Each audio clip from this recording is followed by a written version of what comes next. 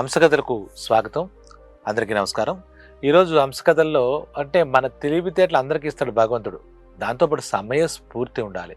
సమయస్ఫూర్తితో పాటు మనకు ఆత్మవిశ్వాసం ఉండాలి. ఏదైనా చిన్న సమస్య వస్తే మనం ఏదో కృంగిపోయి మనం ఇంకెందుకు పనికిరాం, మనం ఏం చేయలేం అని అనుకుంటూ ఉంటారు ఎవరైనా సరే. దానికి సంబంధించి అదంతా తప్పు. మనం మనసుంటే మార్గం ఉంటుంది. ఈ మాట మనం గుర్తుపెట్టుకోవాలి. మనసుంటే మార్గం ఉంటుంది. మనకు ఒకసారి పరిస్థితులు వికటిస్తాయి. పరిస్థితులు మనం అనుకున్నట్టు ఉండవు. కాలం మన మీద కాటేస్తూ ఉంటుంది. మనం చేపట్టిన పనులన్నీ కూడా విజయవంతం అవుతాయి అనుకునేసరికి అవి కాస్త ఫెయిల్ అవుతాయి. ఇవి అందరి జీవితాల్లో ఉంటాయి. కానీ వాటన్నిటిని ఫేస్ చేసే శక్తి మనకి ఇచ్చాడు భగవంతుడు. అంటే తాళం కప్పు ఉంటే తాళం చెవి కూడా ఉంటుందన్నట్టుగా సమస్య ఉంటే పరిష్కారం ఉంటుంది. అందుకు మనం చేయాల్సింది ఎలా అంటే మన ఆత్మవిశ్వాసం ఎప్పుడూ కోల్పోకూడదు అనమాట. సరే దీనికి వస్తే అనగనగా ఒక రాజు ఉన్నాడు. ఆ రాజు ఉన్నాడు. అతనికి ఏంటంటే తొందరగా చుట్టుపక్కల ఉండే అతని మంత్రాంగం ఉంటుంది కదా, మంత్రులు అలాగే సైన్యాధిపతులు ఇలాంటి వాళ్ళందరూ చెప్పే చెప్పుడు మాటలు బాగా ఎక్కేవి. చాలా మంచివాడే కానీ చెప్పుడు మాటలు విని తప్పుడు పనులు చేస్తే ఇంక మంచితనం ఎందుకు కానీ ఆ రాజు అలా ఉంటే అదే రాజధాని నగరంలో ఒక వ్యాపారి ఉన్నాడు. అతని పేరు రాంభద్రయ్య, అందరూ భద్రయ్య గారు అంటారు. అతను చాలా కష్టపడి నిజాయితీగా వ్యాపారం చేసి బాగా డబ్బు సంపాదించాడు. ఆ వ్యాపారి భద్రయ్య ఆ రాజధాని నగరంలో ఒకటి ధనవంతుడు. అలా అయితే అతని వ్యాపారం సజావుగా సాగుతుంది. ఇద్దరు పిల్లలు, భార్య అనుకువగా ఉంటుంది. అంటే భర్తకి సహకారంగా ఉంటుంది. పిల్లలు చదువుకున్నారు. ఇంత బాగుంది. ఇది అతని కిరాణా సరుకు మాట. అన్ని ధాన్యాలు అమ్ముతూ ఉండేవాడు. నవధాన్యాలు అన్నీ అమ్ముతుండేవాడు. ప్రజలకు కావాల్సిన సరుకులన్నీ అమ్ముతూ ఉండేవాడు. చాలా నిజాయితీగా ఉండేవాడు. అయితే ఒక్కసారి ఇప్పుడు రాజు ఎప్పుడైతే చెప్పుడు మాటలు వింటాడో ఇందాక చెప్పిన మంత్రాంగం యంత్రాంగం కూడా తప్పుడు పనులు చేసి రాజుగారికి చెప్పి వాళ్ళ పబ్బాలు గడుపుకుంటూ ఉంటారు మామూలుగా. ఎక్కడైనా చెప్పుడు మాటలు వినే రాజు ఉంటే కనుక. సరే యాక్చువల్గా రాంభద్ర చాలా నిజాయితీగా చేస్తాడు. ఎక్కడ కల్తీ ఉండదు, ఏముండదు అనేసరికి ఒకసారి సైన్యాధికారి వాడు వీరసింహుడు అనేవాడు రాంభద్రయ్య కొట్టుకు వచ్చాడు. వచ్చి పండగ వస్తుంది, నాకు కొన్ని సరుకులు కావాలి, ఇంటికి పంపించు అన్నాడు.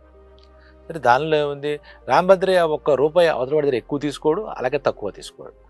సైన్యాధికారికి చెప్పి ఇంత అవుతుందండి, మీకు ఇలా పలానా ఇన్ని వరహాలు నాకు పంపించండి, మీకు పంపించేస్తాడు. నేను ఎవరో తెలుసా, ఈ దేశానికే సైన్యాధ్యక్షుడు, నువ్వు ఒళ్ళు బలిసిపోయి మాట్లాడుతూ నన్ను డబ్బు అడుగుతావా, నీ సంగతి చెప్తే నీ పరిస్థితి ఏంటి నేను తేల్చేస్తాను అది అని వాడు దర్పం చూపించాడు, అధికార దర్పం చూపించాడు.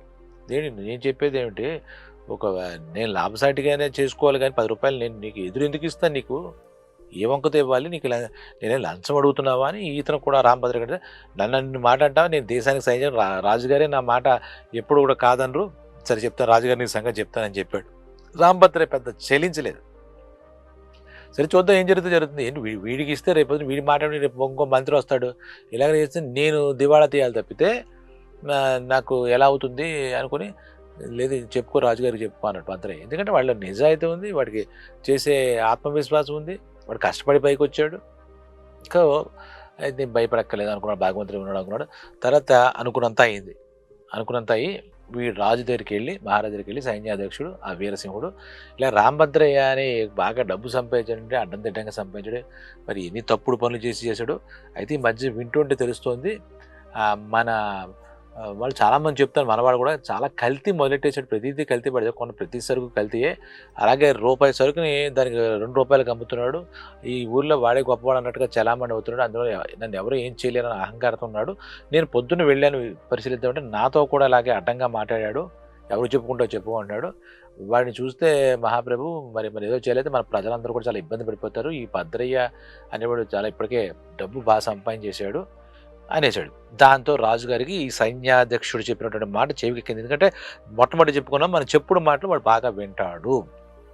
చెప్పుడు మాట వినేవాడికి ఏది మంచి ఏది చెడు అనే ఆ విచక్షణ జ్ఞానం కోల్పోతాడు. ఇప్పుడు కూడా మనం ఎవరైనా వచ్చి మన దగ్గర చెప్పుడు మాటలు వింటే పక్కన పెట్టాలి. శాస్త్రం ఏం చెప్తుందంటే ముఖ్యంగా మన అందరికీ ఉంటుంది అలవాటు, పక్కవాడి మీద చెప్పుడు మాటలు ఏదో చెప్పి పబ్బం గడుపుకుని టైంపాస్ చేసి బ్యాచ్ ఉంటుంది ఒకటి. అలాగా మనకు శాస్త్రం చెప్పే మాట ఏంటంటే అధికారులు అంటే ప్రజాక్షేత్రంలో ఉన్నటువంటి అధికారులు కానీ, ప్రజల్ని ప్రభువులు అంటే రాజులు కానీ, ఇలాగా వీళ్ళు అలాగే భాగస్వాములు, వ్యాపార భాగస్వాములు ఉంటారు. ఏ రకమైన భాగస్వాములు అయినా సరే, అలాగే లైఫ్ పార్ట్నర్స్ కూడా. లైఫ్ పార్ట్నర్ అంటే ఎవరు, భార్యాభర్తలు. వీళ్ళల్లో ఎవరైనా కానీ చెప్పుడు మాటలు వింటే వ్యవహారం చెడుతుంది, అంటే వాళ్ళ మధ్య ఉన్నటువంటి సంబంధం చెడుతుంది, బంధం చెడుతుంది. కాబట్టి ముఖ్యంగా ఈ కేటగిరీ పీపుల్ ఎవరెవరు చెప్పాను నేను, ప్రజాక్షేత్రంలో ఉన్న అధికారులు కానీ, ప్రజలను ప్రభువులు కానీ, అలాగే భాగస్వాములు, ఏ రకమైన భాగస్వాములు కానీ వీళ్ళు చెప్పుడు మాట ఎట్టి పరిస్థితిలో వినకూడదు. వాళ్ళు కనులతో చూస్తే కానీ చెవులు నమ్మకూడదు. చెవులతో విని వాళ్ళు ఏ పని చేయకూడదు. చెవులతో వినడం చెప్పుడు మాట అంటే చెవులతో వింటారు కదా, కళ్ళతో చూసి వాళ్ళ పరిశీలనాత్మక, విచక్షణాత్మక వాళ్ళ ఇంగితం ఉపయోగించే నిర్ణయం తీసుకోవాలంటుంది శాస్త్రం. ఇది ఎంతోమంది శాస్త్రకారులు చెప్పిన మాట ఇది. సరే ఏమైతేనే ఈ రాజుగారు పిలిపించారు ఈ భద్రయ్యని, మన కథలో వ్యాపారిని పిలిపించారు. ఆమె బాగా సంపాదించినట్టు నీకు ఇది అన్నాడు మహాప్రభు. నీ గురించి చాలా కంప్లైంట్లు వచ్చాడు. చెప్పింది ఎవడు కంప్లైంట్ ఇంతకీ? సైన్యాధ్యక్షుడే. ఇంకా ఇంక ఫిర్యాదు ఎవరిచ్చారు, ఎందుకు వచ్చారు, దాని మీద విచారణ చేయాలా అనేది ఇంగితం వాడికి పోయింది మహారాజుకి. సరే నువ్వు దీనికి సమాధానం, నేను ఏం చేయలేదు మహాప్రభు, నాకు న్యాయబద్ధంగా నేను బిజినెస్ చేసుకుంటున్నాను, నేను ఎవరిని మోసం చేయలేదు అంటే, మరి నీ దగ్గర కల్తీ వస్తువులు ఉన్నాయని చెప్పేసి తేలింది మాకు అంటే. వీడు సైన్యాధ్యక్షుడు, వీడికి రైట్ హ్యాండ్ కట్టి వాడి మాట నమ్ముతున్నట్టుగా, దాని మీద నువ్వు ఇచ్చినటువంటి సరుకుల మీద కూడా మేము ఇది చేసాం, దాంట్లో కూడా చాలా కల్తీ ఉన్నట్టుగా తేలింది. ఇప్పుడు ఏం చెప్తాను, మీరు ఎటువంటి పరిస్థితుల్లో నాణ్యత విషయంలో కానీ నిజాయితీ విషయంలో కానీ మీరు నన్ను శంకించక్కర్లేదు, నా మాట మీద కట్టుబడి నేను చేయలేదు అని చెప్పాడు. ఈ సైన్యాధ్యక్షుడు వచ్చి నాకు ఇంటికి సరుకు పంపించమన్నాడు, నేను ఫ్రీగా పంపించినాను, ఉచితంగా పంపించినందుకు ఆయన కోపం వచ్చి మేము ఈ రకంగా చెప్తున్నాడు తప్పితే నేను ఎటువంటి తప్పు చేయలేదు అని చెప్పేసి కొండభద్ర కూడా చెప్పాడు. భద్రయ్య రాజుగారిని భయం కూడా లేకుండా చెప్పాడు. నువ్వు చేసిన తప్పే కాకుండా మా సైన్యాధ్యక్షుడిని బ్లేమ్ చేస్తావా, పైగా నేనేదో చెప్పుడు మాటలు విన్నానంటావా అని చెప్పేసి చాలా కోపం వచ్చి, నీకు దీనికి శిక్ష ఏదో తెలుసా నీకు భద్రయ్య, నీకు ఇప్పుడే దేశ బహిష్కరణ, రాజ్య బహిష్కరణ చేసిన నువ్వు నీ కుటుంబం ఇవన్నీ యాజిటీజ్గా ఉండేసి కట్టుబట్టలతో మీరు బయటికి వెళ్ళిపోవాలి, కట్టుబట్టలతో మీరు బయటికి వెళ్ళిపోవాలి, దేశాన్ని వదిలి వెళ్ళిపోవాలన్నాడు. అనేసరికి ఏమిటి పరిస్థితిలో వచ్చింది ఒకసారి అంతే. మనం ఎంత నిజాయితీ కొనైనా కాలం ఆ రకమైనటువంటి పరీక్షకు గురి చేస్తుంటే మనిషిని. సరే భద్ర ఏం బాధపడలేదు, ఇంటికి వచ్చాడు, భార్యకి చెప్పాడు మనం ఈరోజు బయలుదేరిపోవాలి, మహారాజు గారు ఆయన మాట మనం వినాలి కాబట్టి మనం ఎదిరించలేం కాబట్టి కట్టుబడులతో మనకి రాజ్య బహిష్కరణ విధించాడు, జరిగింది ఇదని చెప్పాడు. ఆవిడ కొంచెం బాధపడింది, పర్లేదని ఇద్దరు పిల్లలు ఈ భార్యాభర్తలు అంటే భద్రయ్య భార్య వెళ్ళిపోతుంటే వీడి మైండ్లో ఇవే ఆలోచనలు, ఎందుకు అనవసరంగా నా మీద అంత ఆగ్రహించాడో, ఆ చెప్పుడు మాటలు విని నన్ను ఇలా రోడ్డు పాలు చేశాడు ఇదేంటి అని చెప్పి అనుకున్నాడు. మళ్ళీ తనకు తానే ఒక ధైర్యం తెచ్చుకుని, ఇవాళ ఒక భద్రయ్య అతని కుటుంబాన్ని బహిష్కరణ చేశాడు, వెలేసాడు, బాగానే ఉంది, కానీ నాలో ఉన్నటువంటి వ్యాపార లక్షణాలు వెలేయగలడా, నాలో ఉన్న వ్యాపారం వెలేయగలడా, నేను మళ్ళీ బతకలేనా, నేను జీరోతో బయలుదేరాను, ఇప్పుడు మళ్ళీ జీరోకి వచ్చాను, పెద్ద తప్పేం లేదు, మళ్ళీ ఎదుగుతాను, మళ్ళీ నేనేంటో నిరూపించుకుంటాను, నా జీవితాన్ని నేను చేసుకుంటాను. సరే ఆ పక్క రాజ్యానికి వెళ్ళాడు. పక్క రాజ్యం పొలిమేరలో ఉండేసరికి చిన్న పల్లెటూరు, రామాపురం చిన్న పల్లెటూరు ఉందా, అక్కడ దాకా వెళ్ళారు. ఎందుకంటే మళ్ళీ సైనికులు కూడా వెంటాడుతూ వెళ్ళి ఇతను ఆ సరిహద్దు, రాజ్యం సరిహద్దు దాటితో వెళ్ళి చూసేసి వచ్చారన్నమాట. ఆ మనసులో అనుకుంటున్నాడు, భార్యాభర్త ఇద్దరు మాట్లాడుకుంటారు, ఏంటి మన అంత నేరం ఏం చేసాం, మన రాజ్యద్రోహం ఏం చేసాం, స్వామి ద్రోహం ఏం చేసాం, చేయపోయినా ఇంకెన్ని ఆలోచించగలేదు, చెప్పుడు మాటలు విని ఆయన తీసుకున్న నిర్ణయం గురించి మనం ఆలోచించగలం, మనం ఎలా ఎదగాలి అంటే. ఆ భద్రయ్య భార్యకి భద్ర మీద చాలా విశ్వాసం ఉంది, అలాగే భద్రయ్య కూడా అంతులేనంత ఆత్మవిశ్వాసం ఉంది. నేను కింద స్థాయి నుంచి వచ్చాను, లక్షాధికారిని చూశాను, లక్షలు చూశాను, జనాలకి చాలా సాయం చేశాను, మంచి వ్యాపారం చేశాను, కాబట్టి నేను ఆ వ్యాపారాన్ని చేయడానికి నాకు మరి ఇప్పుడు పెట్టుబడేది కట్టుబడులతో పొమ్మన్నాడు కదా, అతను సంపాదించిందంతా లాక్ చేసేసారు, వీళ్ళు సీల్ వేసేసారు ఆ భద్రయ్య దానికి, ఇంటికిను. అలాగే నీకు ఏం చెప్పాడు ఆ మహారాజు, దేశ బహిష్కరణ చేస్తున్నాడు, నీ మీద నేరం నిరూపణ కాకపోతే ఇక్కడ నేను ఎంక్వైరీ చేస్తాను, నేను వేసాను, అప్పుడు నిన్ను మళ్ళా లాంఛనాలతో నేను ఇక్కడ తీసుకొస్తాను నా రాజ్యానికి, అప్పటి వరకు నీకు పట్టదు, 3 నెలల పాటు నీకు రాజ్య బహిష్కరణ అన్నాడు. సరే ఆయన మాటగా అంగీకరించి వెళ్ళాడు. ఆ రామాపురం వెళ్ళేసరికి అక్కడ మనకి సాయంత్రం అవుతుంది. సరే ఒక చెరువు గట్టు దగ్గర ఒక చిన్న గుడిసెలు అనేది ఏదో ఎవరో వేసుకున్నారు, ఈ బట్టలు ఉతికే రజకులు ఎవరో వేసుకున్నారు, అది ఉంటే మన రాత్రి ఇక్కడే తలదాచుకుందాం అనుకున్నారు. ఎందుకంటే ఆస్తాపాస్తా బట్టల మూటల ఏమీ లేవు కదా, కట్టుబాటుతో వెళ్ళాక. సరే అలా వెళ్ళి ఉన్నారు. అక్కడ నేను వెళ్ళి ఏదైనా తెస్తానని చెప్పేసి వెళ్ళి బయట ఏదో కాస్త కాయలు కూరగాయలు అవి ఉండి తెచ్చాడు. వంట వండుకునే ఆ సౌలభ్యం కూడా లేదు. అక్కడ ఎవరన్నా ఏదో అడిగి తెచ్చుకున్నాడు, ఏదో మేము పరదేశం నుంచి వస్తున్నాం, కాస్త తినడానికి ఏది పెట్టండి, దయగల మహారాజులు ఎవరో కాస్త రొట్టెలు ఏదో కూర ఇస్తారు, 4 పిల్లకి ఇచ్చారు. ఇచ్చిన తర్వాత రాత్రి అంతా ఆలోచించాడు, ఏం పర్వాలేదు అనుకున్నాడు, ధైర్యం తనకు తానే చెప్పుకున్నాడు. ఆత్మవిశ్వాసం 1% కూడా సడలేదు భద్రయ్యలో. సరే మన వ్యాపారం మొదలెడుతాం. మరి వెంటనే తెల్లారి లేచి నేను ఈ చెరువు దగ్గర తీసి స్నానం చేసి చూస్తే అక్కడ అతనికి కొన్ని పాత కుండలు ఉంటాయి, ఊళ్ళల్లో వాడేసిన కుండలు, అవి పలకొట్టతో కూడా సెంటిమెంట్తో ఆ చెరువు గట్టును అక్కడక్కడ పెట్టేసి వస్తారు ఊరు చివర జనాలు. అలా చూస్తే కొన్ని విరిగిపోతుంటాయి. అందులో కొంచెం బాగున్న కుండ లాంటిది కనపడితే దాని తల ఇలా నరికేస్తే ఒక చిల్ల పెంకులాగా, అంటే ఒక మన మూకుడు అంటామే, ఆ మట్టి మూకుడులా తయారైంది. మళ్ళీ నవ్వొచ్చింది. చాలు ఇది మరి వాడి మనసులో ఎన్నో ఆలోచిస్తే బతకడానికి ఏది కావాలి, ఏది అక్కలేదు, పెట్టుబడి అక్కలేదు అనడానికి ఇలాంటివే మనకు ఉదాహరణలు. ఆ చిల్ల పెంకు చూసేసరికి నవ్వొచ్చింది.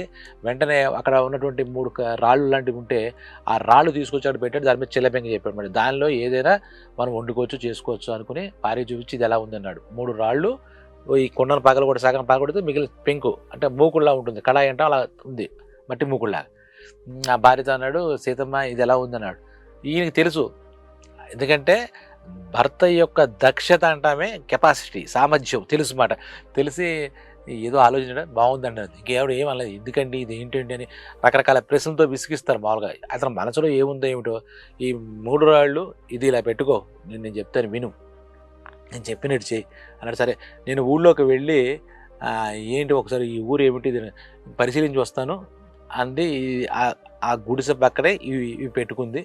ఏంటి పెట్టి అలా ఉంది. అది చూసింది. ఎందుకు ఏమో ఆవిడకేమో అర్థం కాలేదు.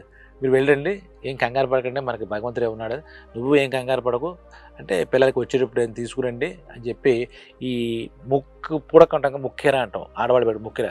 మరి మీకు మన కట్టుబడితో వచ్చిన చేతిలో కూడా ఇది ఎక్కడైనా తాకట్టు పెట్టండి, ఇవాళ మనకి పిల్లలకి మనకి ఏదైనా తినడానికి తీసుకురండి, మీరు ఎలాగ ఏదో చెయ్యాలో ఆలోచిస్తుంటారు కదా అని చెప్పి ముక్కెరిచ్చింది.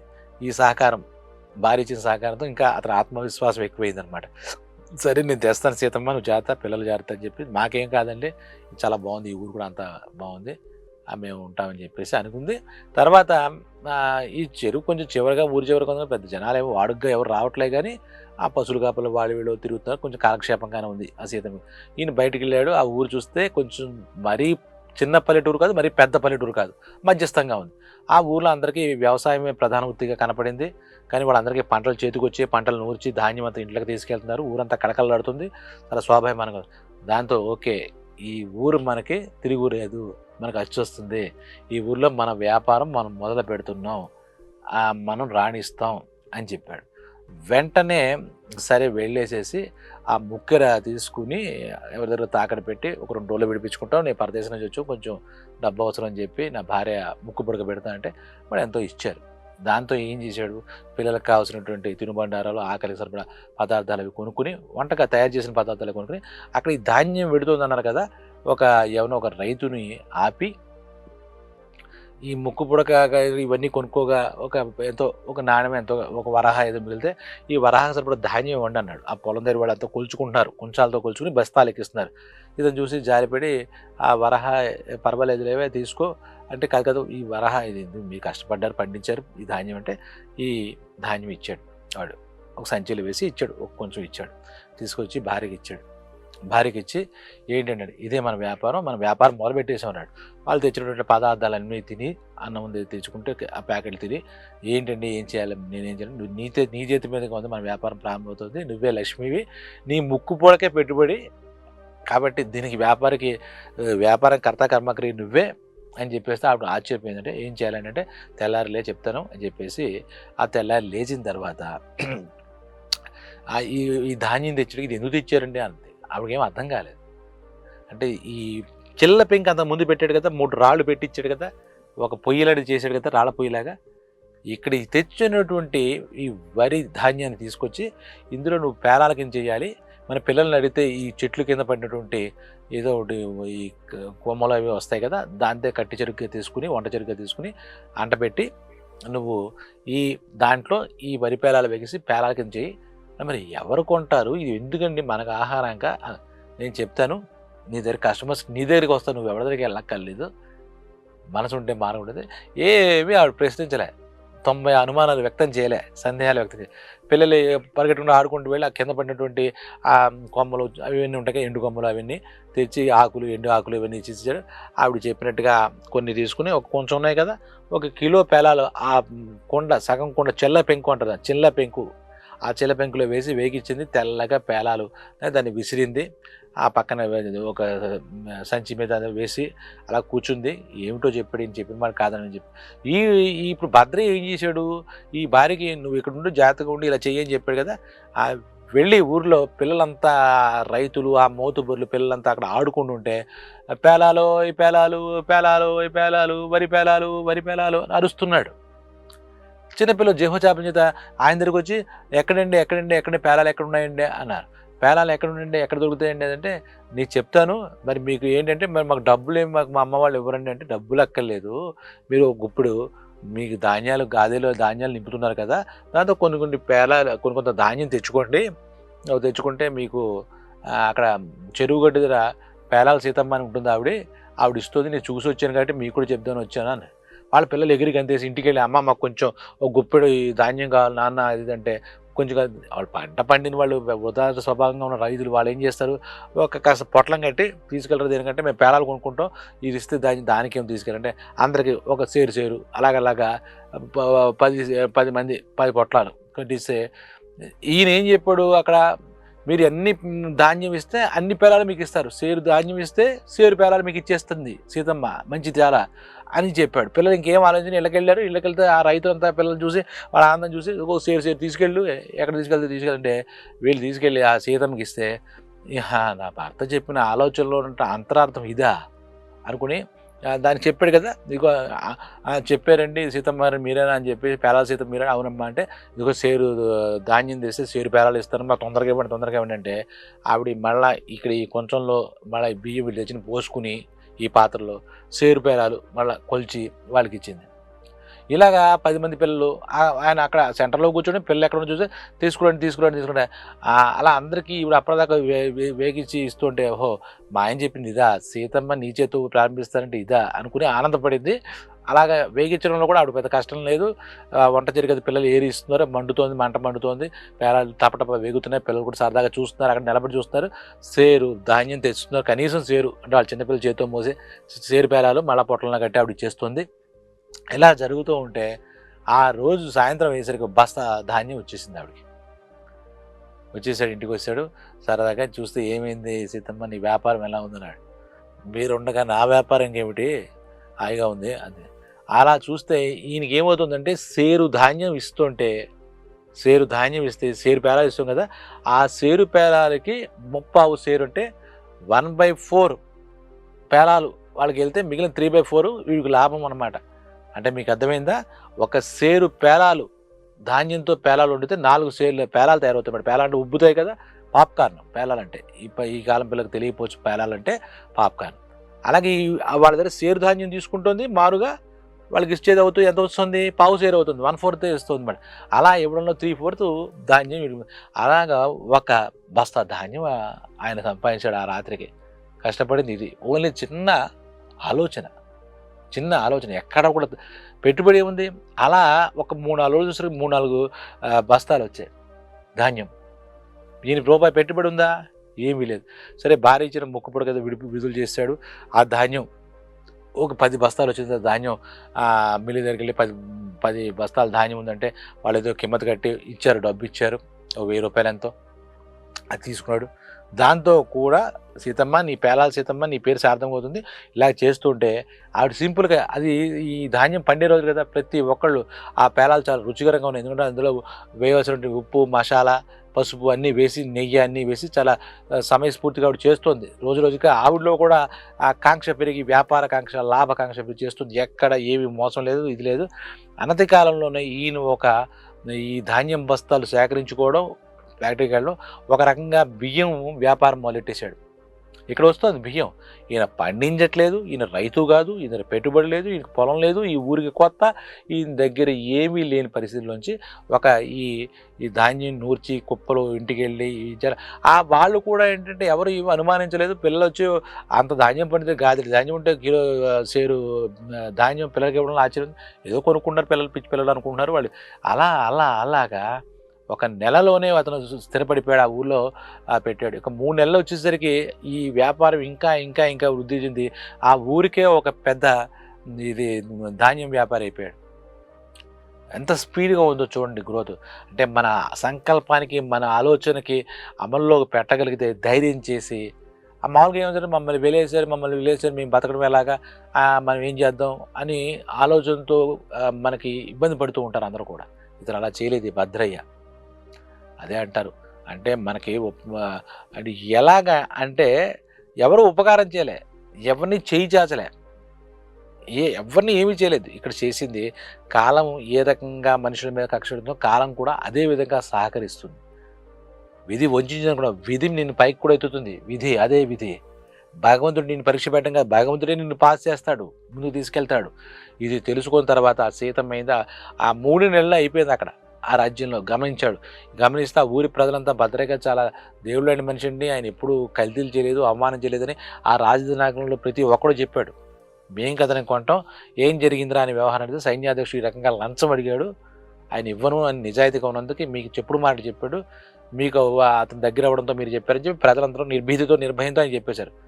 ఈ వెధవని ఈ సైన్యాధ్యక్షుడిని వెలేయాలి, ఆయన వెలేసాం, ఎక్కడున్నాడో తీసుకొద్దాం పదండి అని చెప్పేసి ఆయన పాపం అవమానించాం, మనసు కష్టపెట్టాం, అనవసరంగా అతని మీద ఎలిగేషన్స్ పెట్టాం భద్ర మీద. మన అటువంటి మనుషులు చెప్పడానికి నా పరిపాలనలో నాకు రేపని రోజు నాకు గౌరవం ఉండదు, ప్రజల్లో నేను చులకన అయిపోతాను.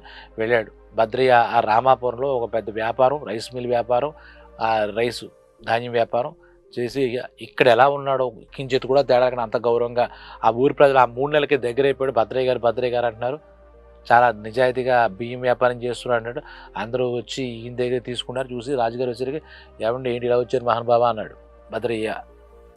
అంటే భద్రయ్య, మేము మీ విషయంలో తప్పు నిర్ణయం తీసుకున్నాం, నువ్వు మళ్ళీ మన రాజ్యానికి రావాలి, నీ వ్యాపారం అక్కడ చేసుకోవాలి, నీ గురించి మొత్తం నీ విచారం చేశాను, నీ తప్పేం లేదు, నాదే తప్పైంది, చెప్పుడు మాటలు వినకూడదని నువ్వు అన్నావు, ఆ రోజు విన్నాను, ఇకపై ఎప్పుడు విన్నాను, నీలాంటి వాడి సలహా సహకారాలు కావాలి, ఈ వ్యాపారం నీ వ్యాపారం మన వాళ్ళు ఎవరికైనా చెప్పు, లేదు ఈ ఊర్లో నీకు నమ్మకం చేసుకో, ఎందుకంటే నువ్వు వ్యవస్థను నువ్వు ఏర్పరచుకున్న కాబట్టి నీ వ్యాపారం ఎత్తేసి రమ్మనన్ను, నేను నీ తెలివితేటలు మెచ్చుకోవాలి, సమయస్ఫూర్తి నీ ఆత్మవిశ్వాసం మెచ్చుకోవాలి, నేను బహిష్కరణ చేశాను రాజ బహిష్కరణ, కానీ నువ్వు మళ్ళీ నిలదొక్కుని నువ్వు నీ సాటి నువ్వే భద్రయ్య సాటి అంటే ఇక్కడ వ్యాపారం ప్రారంభించి 3 నెలల కాలంలోనే నువ్వు రాణించావు.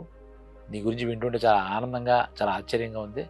నువ్వు రా, నాకు కూడా నా నా దాంట్లో నువ్వే నా సలహాదారులు అవుద్దు, కానీ నీ వ్యాపారం అక్కడ వ్యాపారం కూడా మీ పిల్లల్లో ఎవరి చేత చేయించుకో, నువ్వు నిజాయితీ పరుడు అని సంపూర్ణంగా నమ్ముతున్నాను, పొరపాటున అదే అని చెప్పి మళ్ళా రాజ లాంఛనాలతో ఆ కుటుంబాన్ని తీసుకెళ్ళి అతన్ని తన దగ్గర ఒక సలహాదారుగా పెట్టుకున్నాడు. ఇటువంటి తెలియనివాడు, ఇటువంటి ఆత్మవిశ్వాసం ఉన్నాడు, దెబ్బ కొట్టిన కింద పడేసి తొక్కేసినా కూడా అతను మళ్ళీ పైకి లేచి వచ్చేసాడు. రాజ్యాభిషేకం చేస్తే ఆ రాజ్యంలో కూడా తన ఏంటి అనేది నిరూపించుకున్నాడు.